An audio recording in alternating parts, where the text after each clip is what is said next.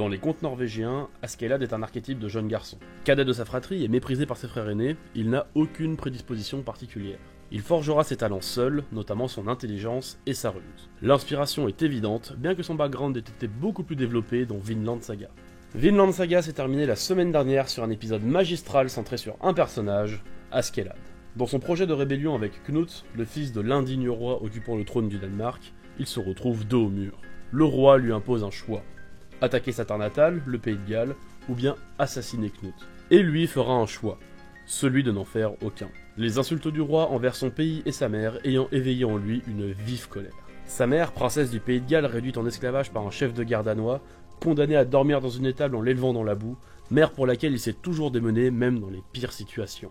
Cette même mère insultée par un porc couronné devant tous ses chefs de guerre. Cet affront est insupportable pour Askeladd, qui décapitera le roi d'un revers sec et autoritaire. Ainsi, le fils de la princesse du pays de Galles, le légitime héritier au trône d'Angleterre, simulera une crise de folie. Il massacrera la majorité des gardes présents avant de se faire abattre par le prince Knut, ce futur souverain en lequel il a placé tous ses espoirs. Ce prince qui a promis la paix au peuple du pays de Galles et une gestion plus noble du royaume. Son roi pour lequel lui qui est si égoïste de nature, accepte de mourir en assurant sa montée sur le trône. Il a improvisé cette comédie pour sauver les deux choses qui lui tenaient le plus à cœur, sa terre natale et son espoir d'une monarchie juste. Lui qui a toujours eu toutes les cartes en main, manipulant les acteurs de chacune de ses péripéties, jouant avec leurs réactions, a été mis au pied du mur. Et sa seule option pour permettre à son plan d'aboutir était de mourir en emportant son ancien roi avec lui. Et en laissant Knut lui planter une lame dans le cœur, il légitimise sa prise de pouvoir en dernier acte de loyauté. En laissant Knut l'achever, il pose la dernière pièce de son plan. Il a gagné.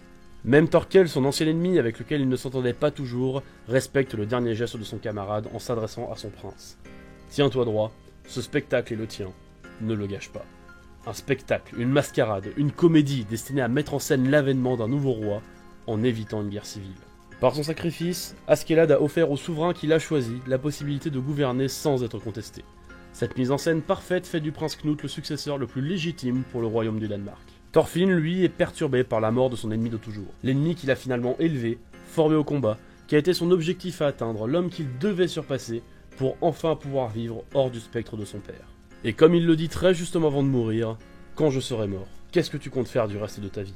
Avant de l'encourager à aller de l'avant, comme un père le ferait pour son propre fils. Thorfinn sera déchiré entre la tristesse et la frustration de voir son objectif s'éteindre devant lui.